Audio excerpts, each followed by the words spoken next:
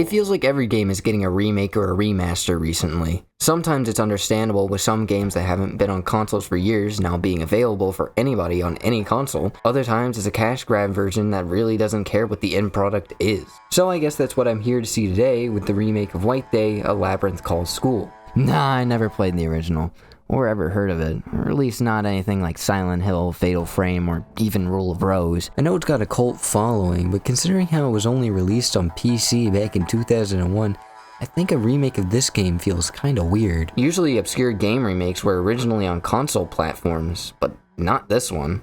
That being said, I got interested in this game because I originally saw it on a list with all those other games I mentioned before, and so I thought for the Halloween season, why not play a horror game that I've never heard of. Now I gotta admit, I don't play horror games or really watch scary movies, but that's mainly because I jump extremely easily. I like more atmospheric horror or psychological horror, not so much the jump scare fest that is modern horror movies and games.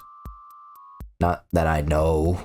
Now I have been planning on playing a horror game for the holiday season, but have you seen the prices of these games? Jesus Christ! Silent Hill on PS1 for $150 for the disc alone, and the only problem being the disc doesn't fucking work. I think that's a pretty good deal. It's safe to say I'm not going to be playing these games for a little while, which is why I landed on this cult classic, or the remake, rather. The original has the same astronomical prices as the other ones, and I don't even think I have a way to play it. So this is the version of the game I will be talking about and reviewing. Oddly enough, it was actually released on Android and then later on iPhone. It was some Crunchyroll thing where the game was added on the Crunchyroll Game Vault.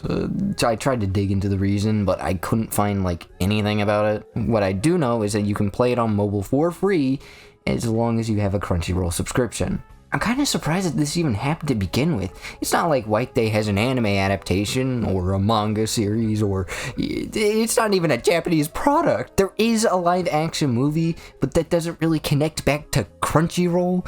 Anyway, the remake would later be ported to PlayStation and PC with some 3D models as well as some other tweaks, and on launch it received a mixed reception. Most critics saying that the game was too difficult, which is why in September of 2022, a couple patches were made, and it was re-released on PlayStation 5, Xbox One, X, and S, as well as Nintendo Switch as the Definitive Edition. The game was made by a Korean independent studio called Sonari, and from what I could find, they don't have a huge lineup of games, mostly RPG titles, with the one that they're most known for being the Astonish Us story games. The remake was actually published by a few different companies, Rory Games in Korea, P-Cubed in North America and Europe, and Arc System Works in Japan. Arc System Works is a bit of a shock. I know them from their works on games like Guilty Gear, fucking love Guilty Gear, Blaze Blue, and Marvel Tokon. I just never expected them to be tied to a remake of an indie classic survival horror game. Oddly enough, the PlayStation 5 and Nintendo Switch versions are the only ones that have physical copies of the game. I bought the game off Steam, so I don't have a physical copy, but I do want to talk about the box art. It's high quality art that I really like. I do have a personal bias towards the original art, though. I'm just a sucker for that early 2000s art style. Funny thing I noticed, though, is that the original 2001 and the Japanese PS4 covers have the same character on the box, but the PlayStation 5 and Nintendo Switch versions have a different character. I wonder why they changed that. Alright, without further ado, let's load up this game.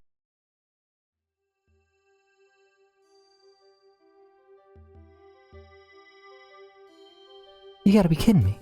And I know I'm playing this through Whiskey on Mac, but I haven't had this problem with any game before or after this. But I honestly think this isn't just a me thing, because I've seen a couple other people who had similar issues. I don't know why this happens, and I tried to fix it, but I never got it to run. And because of this, I just don't think I can recommend buying the game off Steam. But if anyone does know the issue, or might have a way to fix it, I'd love to know. Anyway, since that's not working, I guess I'll be playing the Xbox One version of the game. Loading up the game, it starts this opening movie, showing So Young sitting on a bench reading her diary. She drops a photograph and it flies towards the protagonist, Hee-min. So Young then so kindly snatches the photo away from Hee-min and then heads to go and meet her friend, Ji-hyun, leaving her diary behind by accident. After that, it opens to the title screen with this really creepy track. And then whenever the humming comes in, oh man, it fully sets the mood.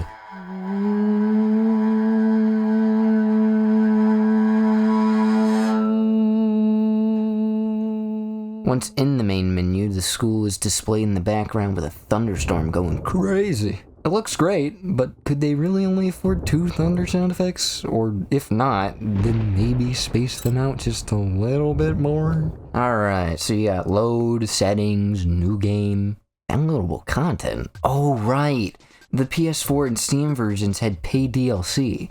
It was later packaged with the game when brought over to Xbox and Switch. It's just extra costumes to dress up the characters. I always appreciate when horror games add some goofy costumes. I know Fatal Frame and Haunting Ground had some.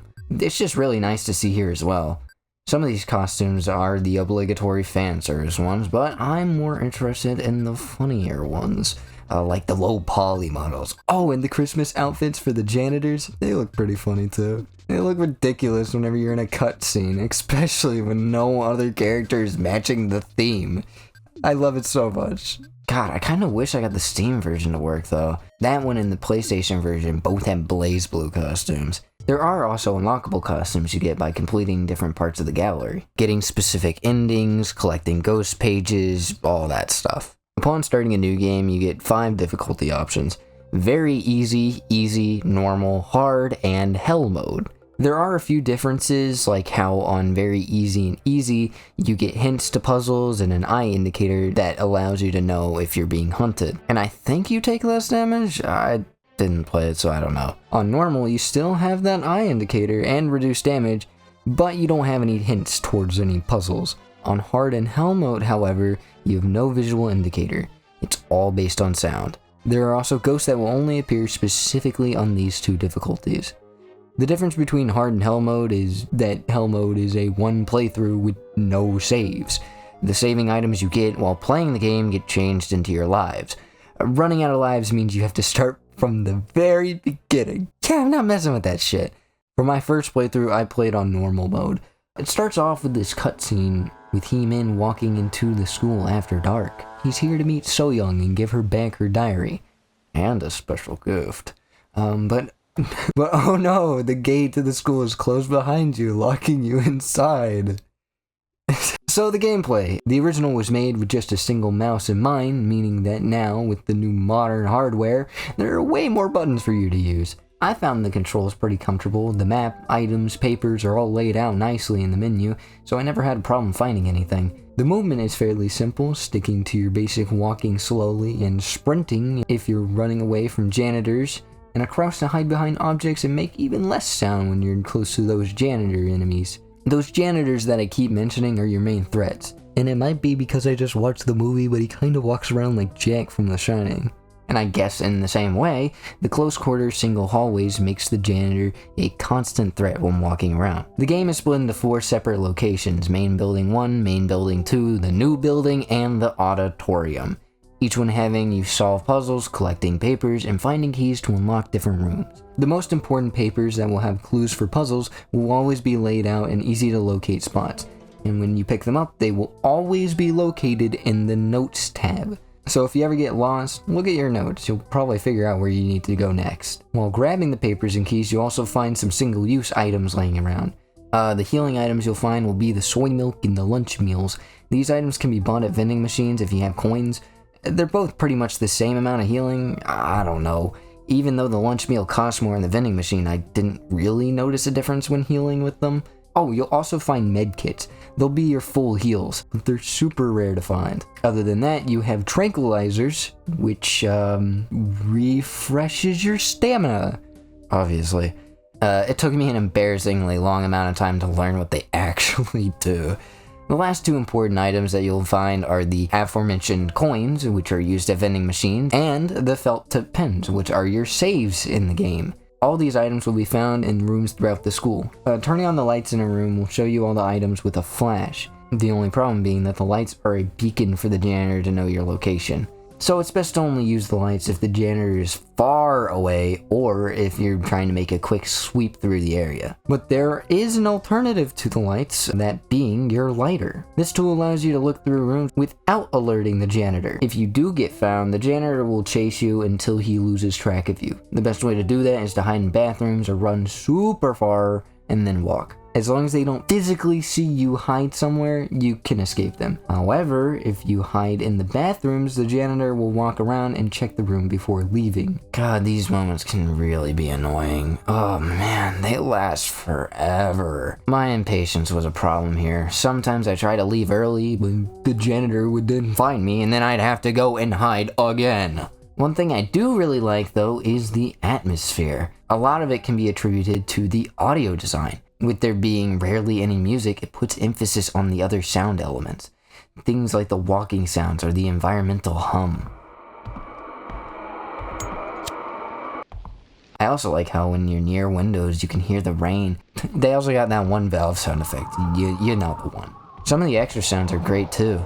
The desks moving, doors creaking, knocking on the glass, bangs on metal gates. All of it sells this haunted aesthetic. Oh, and I really like the area at the start of the game with these student mannequins. Standing by them, you'll hear whispers. I always thought something was about to get me whenever I walked past these things. As for the style, I do like it. To me, it reminds me a lot of those Wii horror games. You know, working with the limitations. Some people may not care for it, but for me, I find the character models oddly charming. As for the characters, there are really only 4 important characters other than the janitors, and to be honest with you, I don't find them all that interesting. They're used more for plot purposes rather than being actual compelling characters. You got the protagonist, He-Min, whose only real defining character trait is that he wants to give So-Young her diary.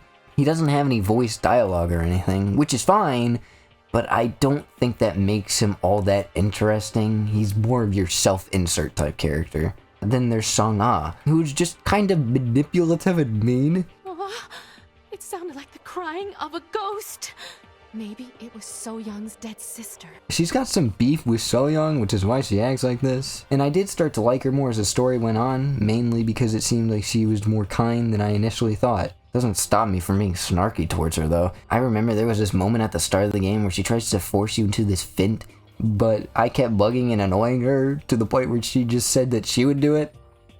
Kinda wish she did though, because I still had to do it. Next is Ji-hyun, and she's just kind of the shy loner character. Her whole thing is that she has no friends, despite her being here with like her 3 best friends. There's not too much to the character other than the fact that she was often nice to me, which then led me to be nice to her in return. The last character is So-Young, and holy hell, I just don't care about this character. She's the main love interest, but honestly, I didn't find much to enjoy about her. She just seems kind of aloof and just not really all there, but my opinions on her were mainly built around how So-Young just never appeared in my first playthrough. She's all about the occult and stuff, and she's here to see her sister who had passed away. On a similar note, let's talk about the voice acting. I think it's pretty good. Not that I see myself as a voice actor critic or anything. I do think it's awesome to finally have an official English voice acting cast for this game. And what a stacked cast this is! The most notable ones to me are Sarah Natachini, who you might know as the voice of Ash Ketchum, and Jason Griffith, who voiced Sonic in the 2010s. There's also just like a lot of other great talent here too. Alright, let's talk about the buildings. I want to go through each one separately since some have aspects that aren't in the other ones, so let's start with Main Building 1. The layout of Main Building 1 isn't too complex, and I think it works best with the janitor.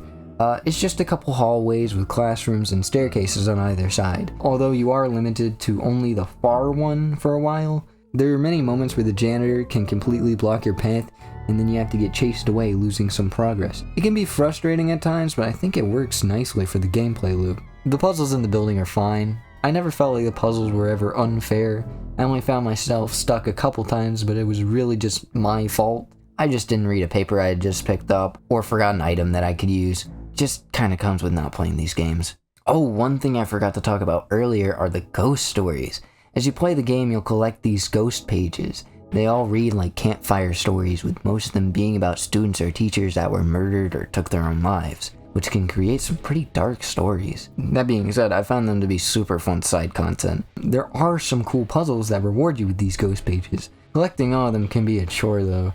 I ended up looking up a walkthrough and I immediately started having more fun doing it that way. And with how convoluted some of these pages are to get, or how hard it is to find specific items, I highly recommend just looking up a walkthrough for this. But what's really cool about them is how each story is tied to a specific ghost that you can encounter. Yeah, I love whenever games do stuff like this. You know, optional reading that fleshes out the world more, gives stories to characters that you didn't really think about. Unfortunately, most of the ghosts that you do see don't really do much other than spook ya. For instance, there's this one of the hanging woman that gets a whole cutscene, and I thought she would be something else I need to look out for and run from, but no, she's just there to scare you. One of the worst ones though is this floating head ghost. She's on a complete another level of pointless. She appears in all 3 buildings and is supposed to show up every time the clock chimes, which is like every in-game hour that you play. But I think she shows up way more than that though, so I don't really know what causes her to spawn. What she does is slowly home in on your location and then scare you. That's it. There's no real way to avoid her when she's approaching you, so what I would just end up doing is just standing still and waiting for her to scare me. I will say the first time I saw her, I did run away, which alerted the guard and got me killed, but the 29 times after that, it just became an annoyance. I don't even think she does anything. What does she even do? Alerts the janitor. My ass. I don't really like screamers, especially ones like this where there's no reason why I should get jump scared. It just feels like a cheap way to get scares, honestly. And she's so incredibly common and obvious that the surprise factor doesn't even work. Not that I want it to just pop up out of complete nowhere. Look, the point is, even what it tries to do, it fails, and it just becomes a frustrating mechanic. And there are some actual good scares in the game, you just have to go out of your way to find them sometimes. But the difference between these ones in the face is that one is a response to something you're doing, while the other one is a complete random chance, and it can't be avoided. The last ghost in main building 1 is the tree ghost. Unlike the other ones, this is actually a threat. So-young gets captured, and now you've gotta save her. This is the first boss in the game, and it's fine. Most of the bosses are fine. The fight is one big puzzle where you need to go and run to several locations, but you have to do it quick because you only have a certain amount of time to do it. I don't have too much to say other than the cutscene where He-Man sprays the tree with fire doesn't really make sense. Like, he would have to have the lighter in front of the spray, but his hand is nowhere near there, so I guess the bug spray just sprays fire? Once you defeat the boss, you head back to the classroom where So-young was kidnapped, and now she's gone. The funny thing is, because of my dialogue routing on my first playthrough, right before the boss was the only time I talked to So-young, and she never appeared again. No wonder I thought she was more bland than stale bread. Anyway, while you're in the room, you snag this wooden token, which will allow you to go to the next building. Main building 2. It's not great. It tries to mimic what main building 1 had with the floor layout, but it just fails completely. I think it's mainly because there's only one staircase that connects all the floors, and also because of how finicky the janitor is. I had this problem where I'd think the janitor would be gone, so I'd try to leave the bathrooms, only to hear his ass running back towards me. I think it has something to do with the staircase being so close to the bathroom. Like, if you open the door while the janitor is in the staircase, he'll hear you. It's just annoying since when he's in the stairwell, you don't have an indicator that will tell you that he can hear you. The door thing is not just for the bathrooms though, as I had a problem where I couldn't hear the janitor when he was on the stairs, open the door, and it wouldn't be a problem if the puzzles didn't call for you moving so much between floors, or if there was a second staircase that he could go to. The puzzles themselves are fine. For the most part, they're fine. There is one that is complete bullshit though. That's this chalkboard puzzle. It's by far the worst puzzle in the entire game. Oh my god. There are no hints for this puzzle, and it's so early on that you'll get stumped super fast. So what you have to do is walk into this classroom, walk to the chalkboard with your lighter on, and it gives you this code of a few symbols. Few problems. First off, why is there no hints for this? I feel like this is purely by chance thing. Second, do not turn on the overhead lights. Doing so makes it so that then you can't see the code. And third, what does this code mean? If you know these symbols, then maybe it's easier. But if you don't, this is what you have to do. Take the right symbol and subtract out that symbol from the symbol on the left. That will then give you a different symbol that will match with one of the numbers on the chart for the code.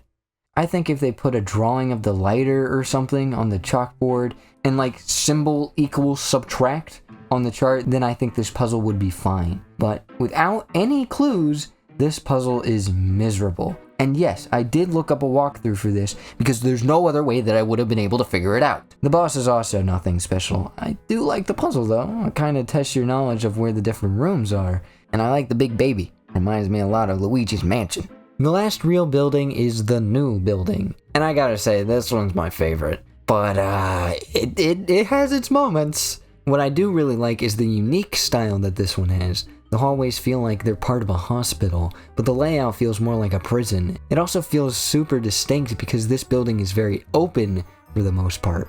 The openness of the level makes it so that then you're always on alert, looking to try and find where the janitor is. You constantly have to try and be under him or stick close to the walls. Always crouch so that you can never be seen, because you never know where he'll be. Oh no!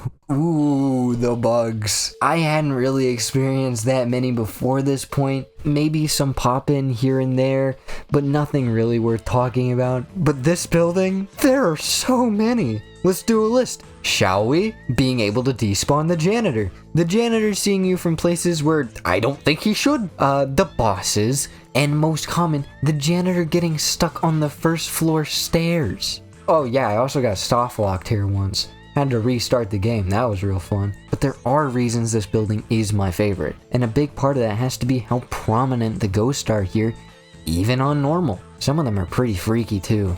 My favorite is this lanky ghost that hides in the corner of some classrooms. The design of these super long limbs and the hair covering the face, and the way it scrunches up into the corner like a spider, ugh, is super scary. Oh, and when it crawls on the ceiling over to the door, and the hair hangs down letting you know that she's there, now that's freaky. That being said, I do wish that this ghost was utilized better. Something like if you see the hair in front of the door, you would have to come back later, or maybe pull out your lighter and burn them away. Having it be a reactionary thing that you have to look out for in some rooms would have been pretty cool. Or at least better than it just being used for a puzzle. But hey, it's better than what they did to her in the original. That shit's ass. Speaking of puzzles, they're fine. Nothing too bad other than the time zone puzzle. Fuck that one. There are also a couple boss ghosts, which they're pretty cool, but they're both clunky as hell. The first one is this doppelganger you, where you have to match the speakers on your side to the ones on the other side of the mirror. It sounds easy, and it should be easy, but this dickbag is so aggressive.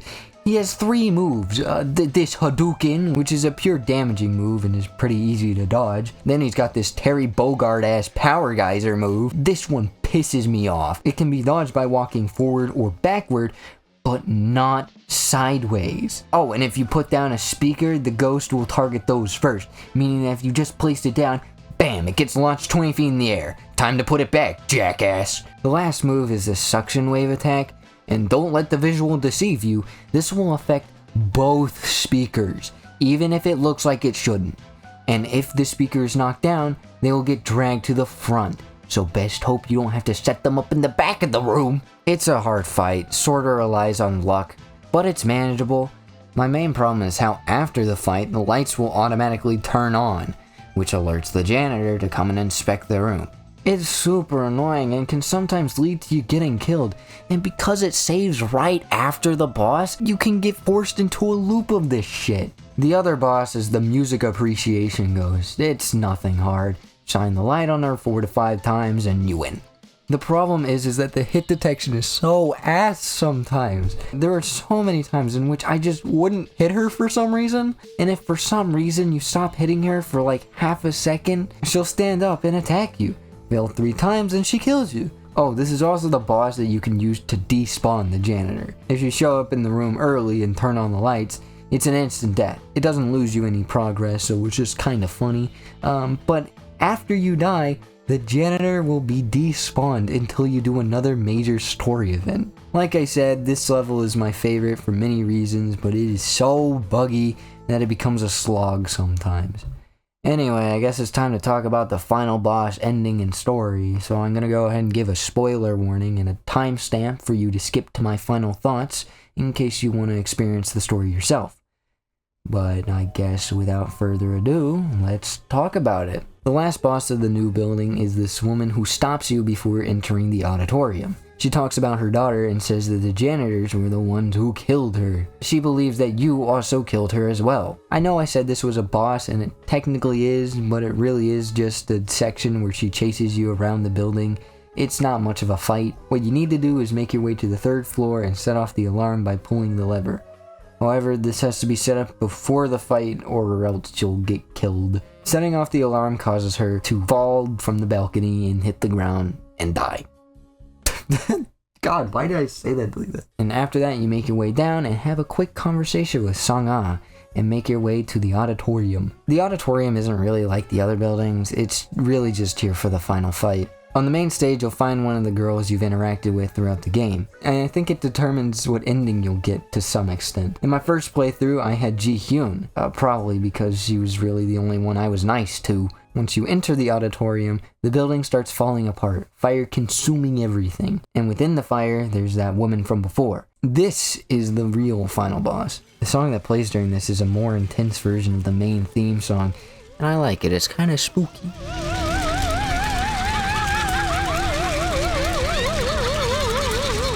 In the fight, what you need to do is get the fire extinguishers, put out the fire, and grab the wheel. After that, you make your way to the storage room and activate the sprinklers, putting out the fire. After you put out the fire, the mystery woman is officially defeated as she fades away, leaving nothing behind. After that, I go and talk to Ji-hyun, and I help her out. Then we leave the school, and I guess everyone else is lost to the void? I thought we were going to go and find everybody, but no, we just straight up leave. The first ending I got was the Althea ending, and yeah, there are many other endings. There's actually 8 separate endings. Each ending is gotten by picking different dialogue options while playing the game. But if you're hoping to 100% the game, well, what you have to do is get all 8 endings for each of the 5 difficulty settings. That's 40 separate endings. Holy hell. And what you get for doing this is a puzzle thing. Nothing too important, I guess. Except the janitor's skin, it's also locked behind this. Why would you lock it behind getting every ending in the game? This feels a bit excessive, yeah? I mean, why would I even play through the game if I've gotten all the endings? I think what they should have done is maybe have it so that then you get one of all endings, or, you know, get all the endings for a single difficulty. I feel like that would have been better than getting all 40 separate endings. And yeah, no, I'm not going to be doing that. But I did get a few endings through my 3 playthroughs. I did go back and decide to go and look for Song-ah, and I got the Ebony ending. And yeah, this is whenever I turned on the low poly costumes because I wanted to see how they looked.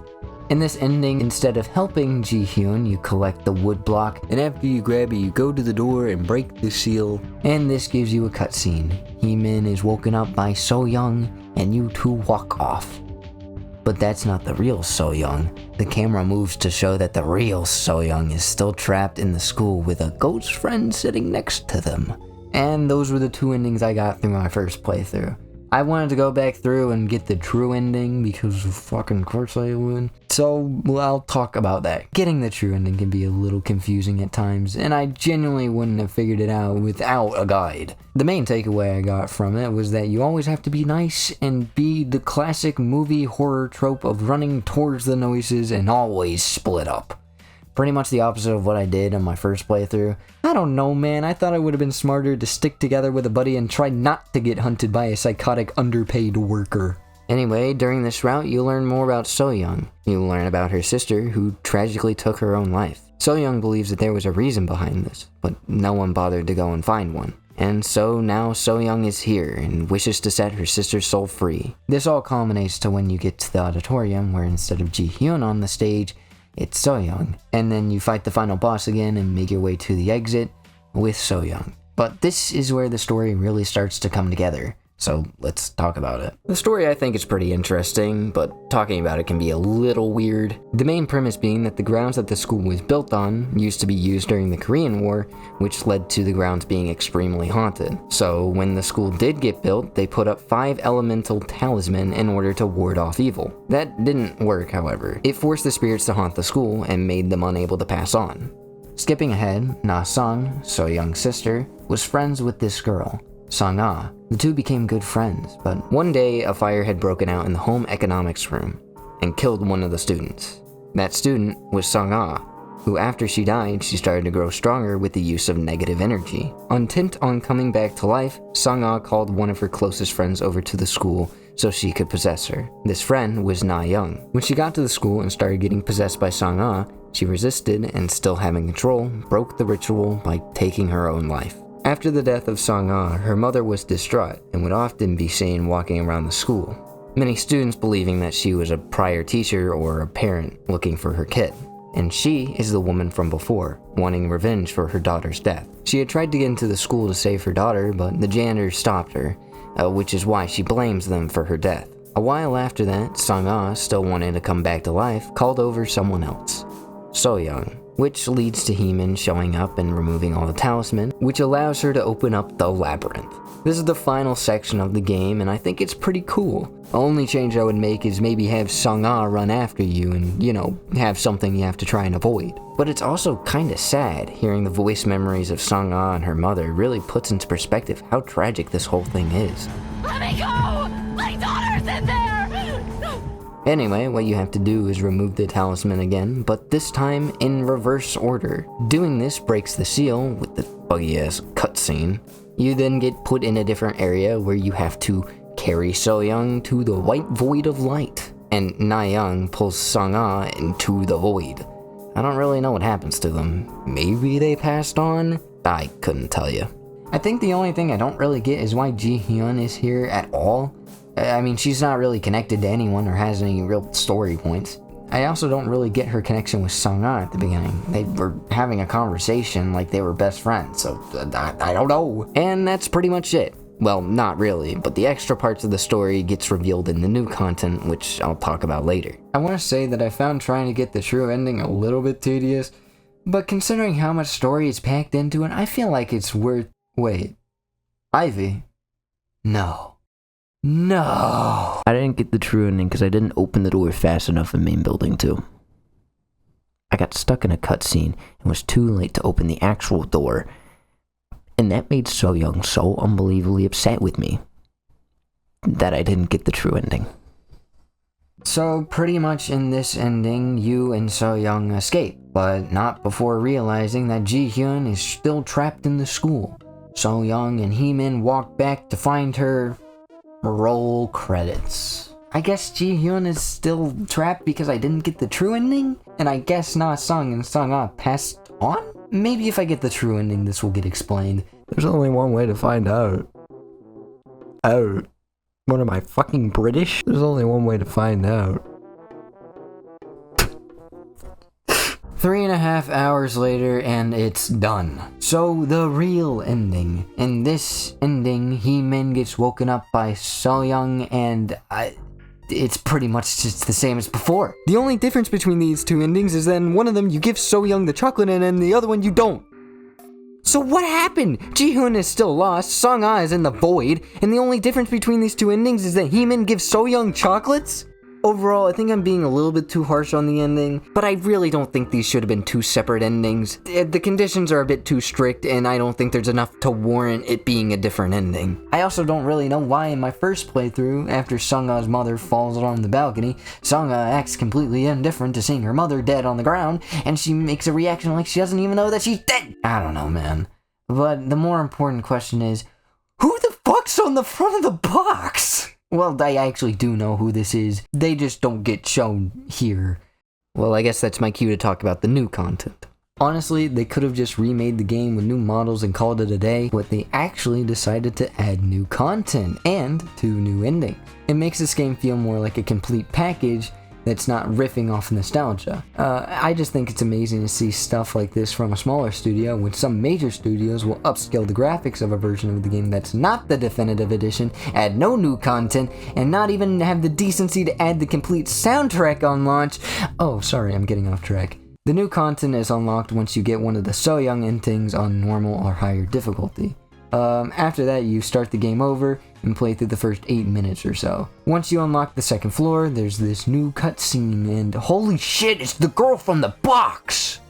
This is G-Min. Who the fuck is G-Min? I'm not lying, I genuinely thought this was Na's song and it was like some past version or some shit, but no, it's G-Min. So who is this? She's a first-year student new to the school, and that's pretty much it. That's all I got for you. The new content is here to clear up some of the information in the story, but the gameplay functions about as well as a wet sock. It works, but it's got some jank. One thing I found pretty cool though is that the new content changes the characters you get to play as. You play as G-Min for the rest of the game. That being said, once you do change characters, you lose all your items. All papers, all heal items, all saves, everything. Now I know what you're thinking. Does she play any differently? But of course! But not really in any good ways. Well, okay, I guess she walks and runs faster, which is a positive. But other than that, G-Min's just got a lot of jank that I think's just a result of time restraints or lack of budget. For instance, she has no walking animations, she just kinda glides like a TF2 character. And you can see this by interacting with the lighting engine and seeing her shadow.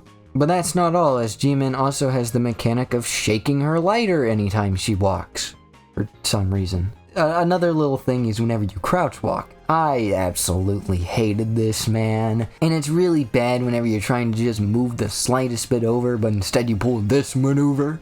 As for the puzzles, they're, not good. Or at least not as good as the main game. There's no real hints or clues or anything, and the hints you do get suck big time. Like there's this one where you need to go to the art room and find this vase guarded by a tiger. Opening up the desk, you find a Western art book with the tiger head on it. But where's the pot? Not here, of course. I got stumped here, and it's really unclear just where you need to go. What I thought I needed to do was go to the history room. You know, it matches the theme of the Western history art book. No. What you have to do is go to library 1 and 2, and look on the shelves and find 2 unrelated books, and then go to the reading room and locate the 4th. And then once you have all the books, you look on the sides to find these numbers, which are kinda misleading. Like usually for codes like this, they would be single digits or something, but multiples of 5? Oh man, and this is the section where I got soft locked in the bathroom, and I had to quit the game and load a save. But because I hadn't saved, because I wanted to go back and get both endings, I lost 2 hours of progress, and man, that was a pain to go through again. Yeah, this section really isn't good, but there are some cool ideas, like this one section where you have to follow Sung-A's mother through the school without getting caught. It's a really cool idea. However, this section is really hard. So you need to follow her to the new building, but instead of heading there first, she heads upstairs, meaning you have to follow her up, then back down, then through the maze. And all that without getting caught. She'll turn around occasionally, and if you get spotted, it's an instant death. It's also an instant death if you just so happen to get too far away from her. And I think the maze section works great for this idea. Just not the floors where she goes far away and you can't see or hear her. Like I said, I like this section in theory, and I kinda think it would have been cool if she was the main stalker enemy during this section rather than the janitor. You know, make her quiet and fast when she spots you. I think that would have been cool, switch it up for this section. But this bit just kinda drags and sucks. Oh, there's also a new final boss, and honestly, I actually really like it. It's an actual fight against Sung-A. The arena is this compact maze where you need to remove all the tokens in a specific order. I think this part is super cool. And it also reminds me of The Shining. But after that, oh, this part sucks. And it's just because it's got so much clunk and bad level design. You gotta run through the school, but there's these ghosts that attack you, so you have to try and avoid them. But they take up so much space in the hallways, and if you get too close to them, they start chasing you. And that's not even talking about this shit. Did you see the ghost? I didn't. That's right! It's right behind the door! That's so mean! What I just tend to do in this section is train them like I'm playing COD Zombies, and then for the others just stay far enough away so they don't see you, and then run whenever they're closest to the wall. And then after that, oh fuck you! So getting through that nightmare, you make it to main building 2, where you do the same thing and get to this classroom where you get a cutscene. But stay alert, player, because right after that, there's a quick time event section. And this shit is so fast! How? How would anybody do this on their first attempt? And if you die, you go straight back to the start of main building 2. This has the basis for such a cool idea, it just didn't feel like the developers didn't know what good level design was. Space out the ghost, remove them running towards you, and don't do this shit. Make it like a maze where if you touch the walls, then you get hurt. And either save before the QTE or have a normal reaction time section, like the rest of the game. Unsurprisingly, I think the story is the best part. I think it's a great follow-up to the story and sheds more light on the main story. So let's talk about the new information that is learned from this section. For starters, we learned that the tokens were put up by the music teacher, which I talked about before. He put them up to protect the school from the spirits, but instead of the tokens being used to turn away spirits, they trapped the ghost within the school, causing the place to be insanely haunted. We also learned what caused the fire that killed Sang-ah. One of the tokens had fallen out of place and started the fire. And we also learned that Sang-ah died due to an asthma attack because of the smoke. And that Sang-ah wasn't the one to do the ritual, or call over Na-young. It was actually Ji-won who orchestrated the whole thing. You see, he was the one responsible for putting up the talisman originally, and feels guilty for the death of Sang-ah. Ji-won had studied a lot of the occult, and even found a way to resurrect the dead. But they needed a sacrifice. And so he, alongside Sang-ah's mother, set up the ritual and called over Na-young. The ritual fails due to Na-young taking her own life. And now responsible for 2 deaths, Ji-won took his own life. I think it's really nice to have some of these things cleared up, and also get to read the diary of Ji-won as he was trying to learn about resurrection. As for the ending, it's not canon, which I think kinda sucks because it is the best ending for Sang-ah. I mean, all the events for the most part match up with the main story, so I don't see why it couldn't have been canon. Pretty much, Sang-ah gets trapped in a room on fire, like how she died. But Eunmi is there to comfort her daughter. With both of them at peace, they pass on together. I think this is a much better ending for Sang-ah than getting trapped in the void. Overall, I think the new content kinda sucks. I think it could have been great, I really do. It's cool to have another player character, and Eunmi as the main threat could have been cool, and maybe instead of revisiting all the old locations, you could have opened up the 3rd and 4th floor to the first building, or maybe add the basement. I don't know, I just think it needed more time to cook. Now, there are 2 separate endings for this content. The only difference between the 2 is that Jimin is a big fan of Heemin in one ending, and then in the other, she fucking hates him. Nothing really worth going back and doing all that shit for. But that's pretty much it. So, did I enjoy the game? Yeah, I know that there are a lot of complaints, but most of the bugs and stuff I found oddly charming. The game just has so much love and care in the details that I just can't help myself but love it. I mean, I liked it so much that even after I finished the game the first time, I went back and located the ghost stories. And even though I was using a walkthrough because some of the puzzles are really stupid, I found it insanely fun. The original 2001 title is seen as a cult classic, and I can see why. With that being said, I can't really think of too much that makes the game feel completely unique amongst other horror games, but for me, I think the $30 asking price is pretty fair. But what I think is most important is that this game is now put on modern platforms and now has an official English translation. It's super accessible for anyone looking to play it, and I think that is amazing. So that's White Day. It's a pretty good game with some rough spots. Now I know that there was a sequel game that came out in 2017, and I'd also known that it's got a pretty mixed reception. But hey, maybe that's more of a reason to check it out, right? I mean, I did get it on Steam whenever I bought the original White Day, so maybe I'll check it out. Maybe.